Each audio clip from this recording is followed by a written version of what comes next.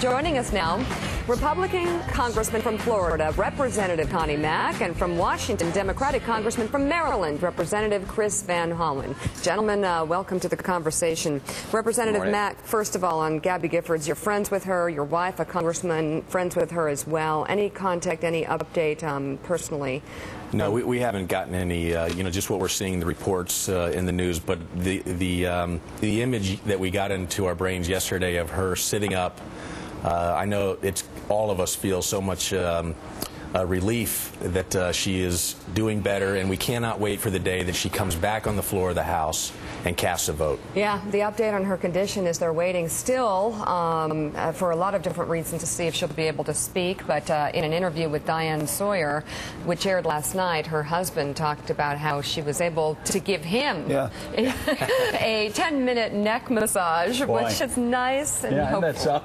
Very nice. So Connie, today in the Wall Street Journal, the president's actually talking about reviewing regulations, telling business people we're not going to keep regulations on the book that hurts business.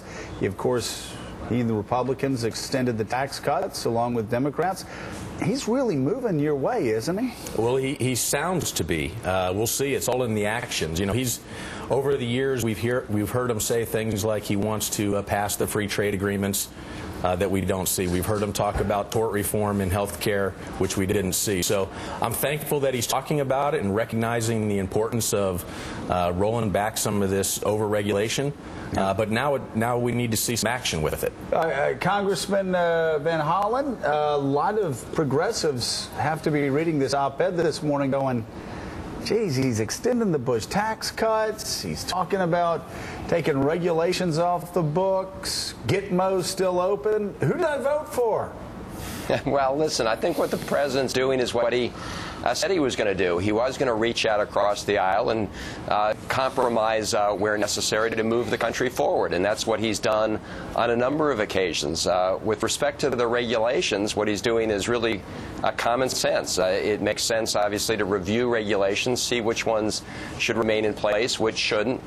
We recently had the report from the Oil Spill Commission. They recommended that when it comes to preventing oil spills in the Gulf, something that I know Connie believes is important to Florida, that it's important to have some greater protections. In other areas, some of those regulations may no longer be necessary. So what the president's doing, I think, is coming forward in a common sense way and saying, look, let's try and work together to move the country forward. Connie, you're the chairman of the Western Hemisphere Subcommittee. What's going on in Haiti? Well, we don't know what's going on in Haiti. I mean, there's been so much corruption in Haiti. Obviously, after the tragic events in Haiti, there was a lot of outpouring of support from this country, from the citizens of this country. But we're not seeing it being managed properly, and we're not seeing that we're getting the results that we want. And now you've got the former dictator that has come back to the country, and you can't tell me that he's back there just to go see some friends. I mean, I think he's up to no good. Mike, is he swooping in for? You think he's going to make a run on power? To the congressman's point, I mean, there's no government in Haiti. I mean, there's no structure. There's the police departments, at least from what you read and what you hear out of the New York Police Department, which has a real connection with Haiti through Ray Kelly. The corruption is epidemic. Who knows what he's doing down there? It's amazing. I'd be amazed if someone in Haiti does not try to do something to pop a duck. Congressman Van Hollen, what should we do in America? Obviously, this former dictator is going into a country that is ravaged right now. Does the United States step up and do something? Well, as you know, the United States has been the #1 provider of assistance in Haiti to try and get them back on their feet, able to rebuild. I think the main thing, in addition to the aid that we provided, is to provide some help in the structure of the government and provide some stability. So, yes, to the extent that the former dictator is returning and not taking steps that's going to help move the country forward, but has another agenda, I think we should obviously be involved. But look, the important point here is the United States, from immediately after the earthquake till now, through AID and other efforts, has tried to get things back on track in Haiti. Unfortunately, it remains very much a broken country, and we should continue to provide assistance. I want to ask about the effort to repeal health care, but first I want to know if Chris and Connie will sit next to each other, watching the president's arms State around of the each Union. other. Any problem with that, boys? Connie, is that a good idea? You know, I think it's a fine idea. I mean, ultimately, I think what the American people are wanting, though, they want to see action. I mean, they want to see us working on things like, frankly, repealing health care. They want to see us working on things like creating an environment. Okay, but you can sit next to but Chris. you're going to sit together. Come on, sit Well, with Chris. first of all, I'm going to sit next to my wife. That's a good move. Yeah, that's a good move. And so You're not maybe your answering. wife can sit next to a Democrat. Yeah, there you can go. sit next to a Democrat. There you go. She's in the caucus. It'd be fine. She is. Chris, what Chris about Van you? Hollen. Do you think it's a good idea? It looks like I'll have to find another date, but I will. I think it's a fine idea. I think that people have gotten the habit, as you know, Joe, on the floor of the House to sit on separate sides of the aisle, and I think that it's a habit that can be broken and should be broken over time. But the important point is that beyond sitting together, we need to have a dialogue and a political conversation in this country that is serious and focused. We're going to have our differences. We're going to have some very serious and spirited debates, but I hope that they will be managed in a way that begins to sort of illuminate the policy differences rather than just have a lot of heat that obscures the big issues. Yeah. Everyone has an interesting answer to this question, and it's mostly, well, we really need to talk more. Why can't it start with sitting together? What do you think of it? It's a fine idea. That's what I'm hearing. It's a really good idea. But it is. But yeah, I think it'd be a great message to send. It's just who's going to be the first person. Oh, come on! Is this high school? Does it mean anything? Yes. But the point is that we need to work together, and working together, whether you sit next to each other or not. I mean, we'll sit together. That's fine. But what I want to see is some real movement on working on a bipartisan agenda that deals in creating jobs, that deals in putting the power of government back in the hands of the people instead of the elite in Washington. Okay, so question then. Oh, sorry. Go ahead, Barnacle. I'm done. Can I ask you a question to that point? You want to repeal the health care law. So if you repeal the health care law, that means that my son, who's 25, would go back off of my insurance. It would mean pre-existing condition that's in the. That means that goes out. You want to do that really to me, to us? Well, what I want to do is repeal health care. This bill that is going to kill jobs.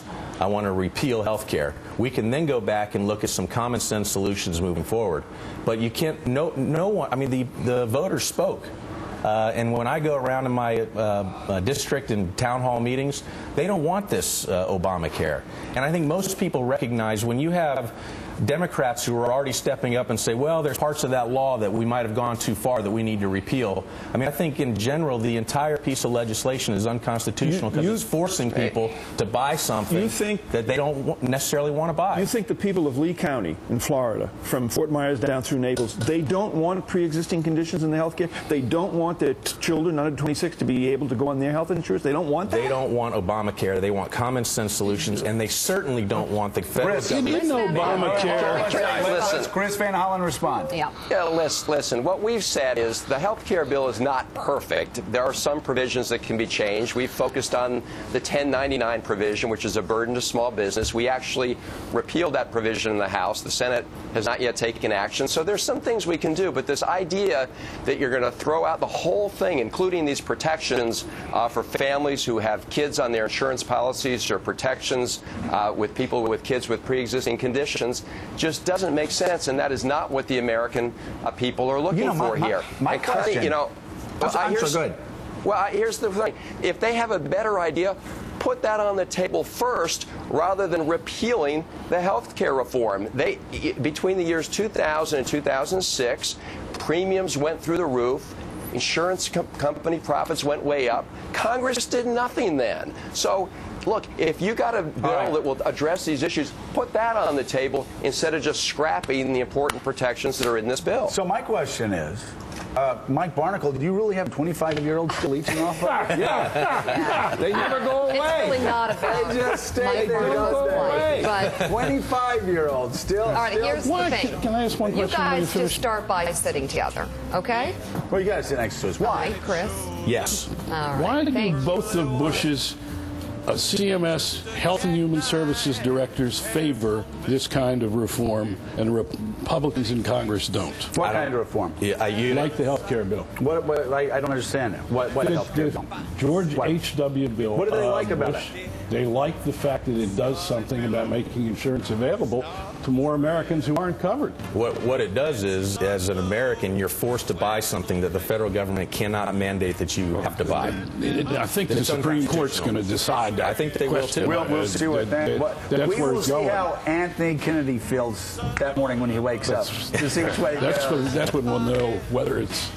Chris Van Hollen, thank you. Thank you so much. Good to be We'll be with you. looking for you sitting next to the Max. Yeah. And Got a date. you know what? You know what?